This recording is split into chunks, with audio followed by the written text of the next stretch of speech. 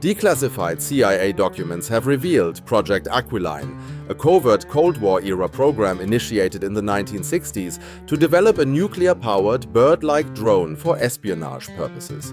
Designed to resemble a soaring bird, the drone aimed to conduct long-duration reconnaissance missions over the Soviet Union while avoiding radar detection. Several prototypes were built, outfitted with advanced surveillance equipment such as infrared cameras and audio eavesdropping devices to gather intelligence discreetly.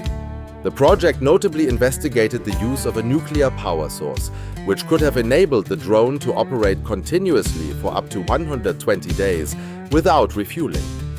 Despite promising technological advances, the initiative was ultimately abandoned due to rising costs, technical challenges, and concerns over nuclear safety risks associated with deploying such a device.